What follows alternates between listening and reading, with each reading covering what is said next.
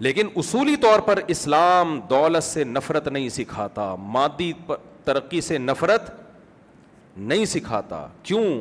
ہمارے نبی صلی اللہ علیہ وسلم نے فرمایا صحیح حدیث، المؤمن القوی احب الی اللہ من المؤمن الضعیف، اللہ کو طاقتور مومن کمزور سے زیادہ محبوب ہے.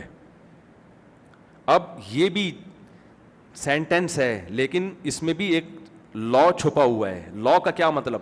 طاقت کا مطلب صرف ڈولے بنانا نہیں ہے کہ ایک جم سے بندہ نکلے اللہ کو طاقتور مومن جو ہے زیادہ محبوب ہے لہذا میرے 2.5 انچ اور تو بتا کتنے انچ کے ہیں تیرے تو میں زیادہ اللہ کا محبوب. بھائی اوور آل اکنامکلی مضبوط ہونا یہ بھی اس میں داخل ہے، ایجوکیشن میں مضبوط ہونا یہ بھی اس میں، بولو نا. مالدار آدمی وہ اکنامکلی مضبوط ہوتا ہے بنسبت غریب کے، تو مالدار زیادہ محبوب ہوگا کہ نہیں ہوگا؟ وہ زیادہ محبوب ہوگا، وہ زیادہ سوسائٹی پہ اچھا اثر ڈال سکتا ہے. نبی صلی اللہ علیہ وسلم نے فرمایا، ایک دفعہ کچھ غریب صحابہ آئے نبی کی خدمت میں، عرض کیا کہ یا رسول اللہ ہم نماز پڑھتے ہیں، مالدار لوگ بھی نماز پڑھتے ہیں، ہم تہجد پڑھتے ہیں وہ بھی تہجد پڑھتے ہیں، ہم رمضان کے روزے رکھتے ہیں وہ بھی روزے رکھتے ہیں، لیکن ایک کام وہ کرتے ہیں ہم نہیں کرتے، وہ صدقہ خیرات دیتے ہیں ہم لیتے ہیں. تو لینے میں کوئی ثواب ہے بھائی؟ کبھی کہیں آپ نے سنا نبی نے فرمایا جس نے اتنے پیسے لیے جنت میں جائے گا؟ کیا خیال ہے؟ دینے کے فضائل ہیں اسلام میں، جس نے اتنا صدقہ دیا وہ جنت میں جائے گا. صدقہ بلاؤں کو ٹالتا ہے، صدقہ لینا بلاؤں کو نہیں ٹالتا، دینا بلاؤں کو ٹالتا ہے. تو کہیں بھی لینے کی موٹیویشن نہیں ہے اسلام میں، دینے کی ہے.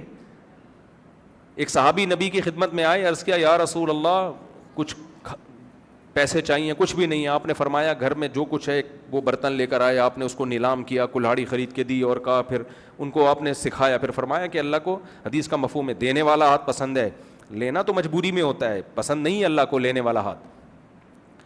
تو اب صحابی نے عرض کیا، صحابہ غریب صحابہ آئے، یا رسول اللہ ذهب اہل الدثور بالاجور، مالدار لوگ تو اجر لے گئے، ہم بھی تہجد پڑھتے ہیں وہ بھی پڑھتے ہیں، ہم بھی یہ عمل وہ بھی یہ عمل، لیکن ایک نیکی وہ کرتے ہیں ہم نہیں کر سکتے. وہ نیکی کیا؟ وہ دیتے ہیں اور ہم بولو لیتے ہیں. لینے کا تو کوئی ثواب نہیں، ہم دے سکتے نہیں ہیں، ہمارے پاس تو اپنے وسائل نہیں ہیں.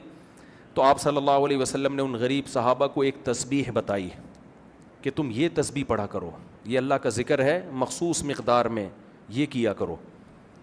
وہ گئے، انہوں نے وہ ذکر کرنا شروع کر دیا. جب مالدار صحابہ کو علم ہوا تو انہوں نے بھی وہ تسبیحات شروع کر دیں.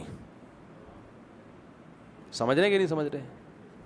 پھر وہ غریب صحابہ دوبارہ آئے. دیکھتے صحابہ میں دیکھیں آخرت میں تقابل کا جذبہ کتنا تھا کہ ہم ان سے اجر میں آگے نکل جائیں، جزاک اللہ، ہم اجر میں آگے نکل جائیں. تو وہ آئے، عرض کیا یا رسول اللہ وہ تو مالدار لوگوں نے بھی شروع کر دی وہ تسبیح. تو آپ نے کیا فرمایا؟ ذالک فضل اللہ